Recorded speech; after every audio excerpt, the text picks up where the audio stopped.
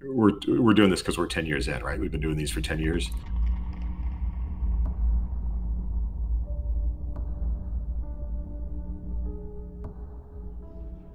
I wanted to create actually an horror movie before. When I was young, I played with my mom and my dad, like in terms of a scary game.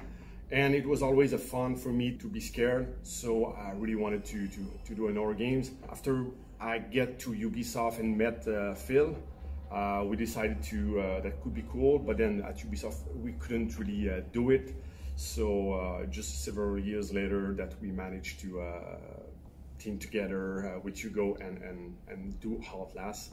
So yeah, it's really because it's from the my early ages that I wanted to do an horror movie, but then since I'm better in video game actually, I decided to do an horror games instead of an horror movie.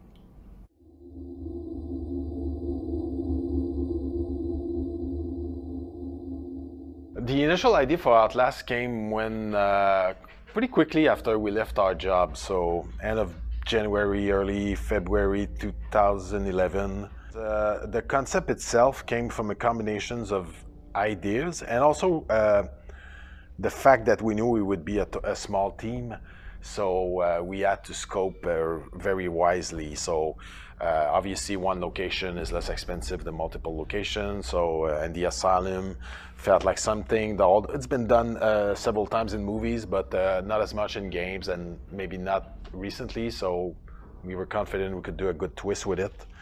And the rest was just a combination of research, personal interests, lots of conspiracy theories that we merged together.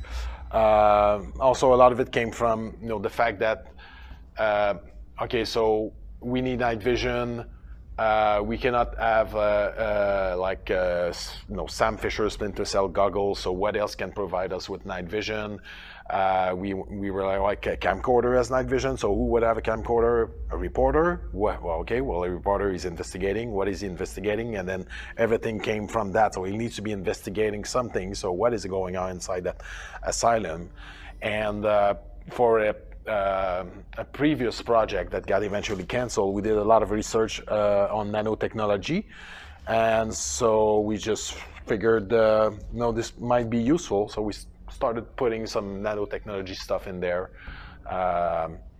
and then the experiments on the NPCs became the justification for their mutations and deformities and all that. And they're also there the fact that all their behaviors cranked up to 11. So that's how it evolved, basically.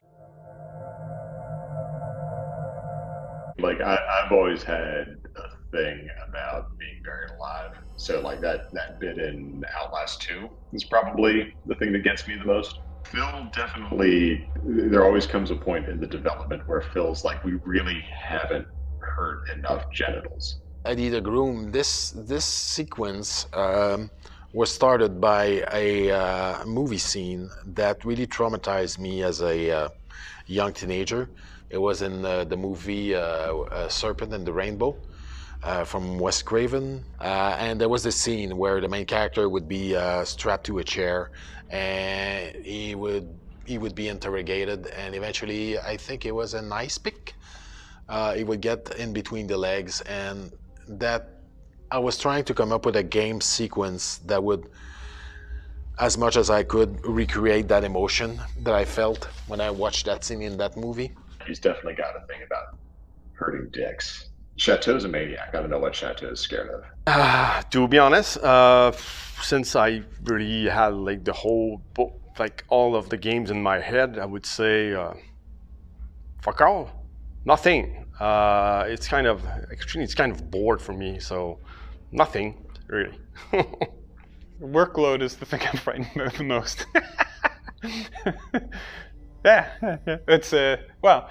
It is. It's because it is challenging, and challenges are scary. So as a video game maker, you're scared of doing a challenge that pushes you further.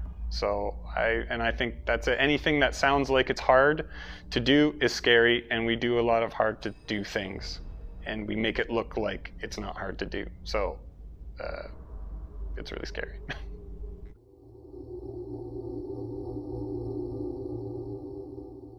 The carpet of the Shining that we kind of put in Outlast 2. In the village, there's one cabin where there's a cloth on the table that has the same pattern of the carpet in The Shining.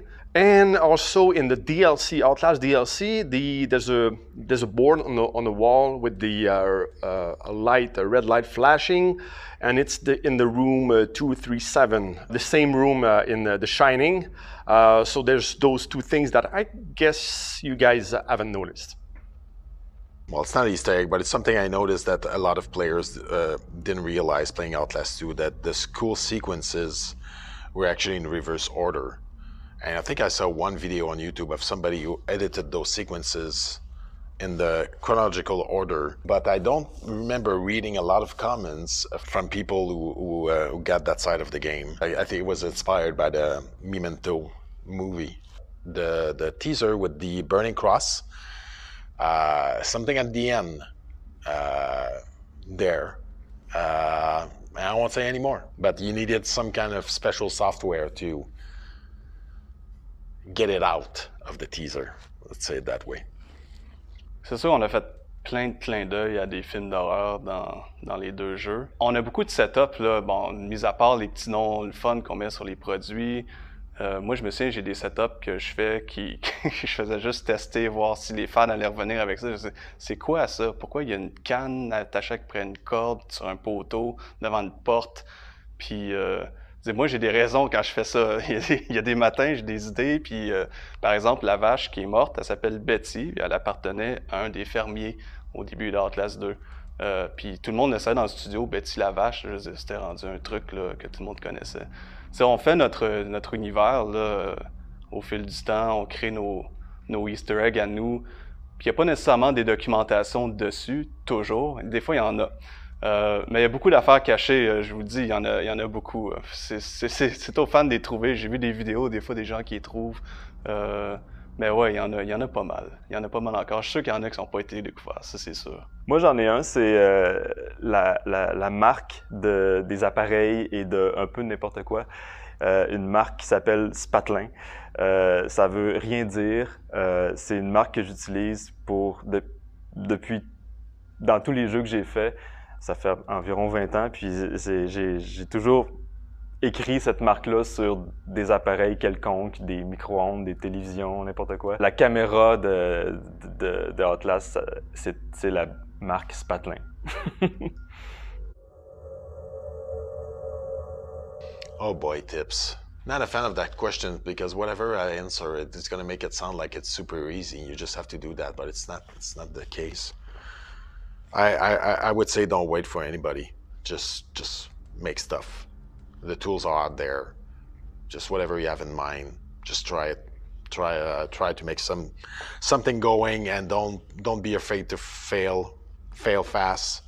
Get yourself back up, and just make another version when it doesn't work. Don't wait for the perfect conditions. Just take the tools and make yourself as a gamer happy with your own stuff first, and yeah, go from there.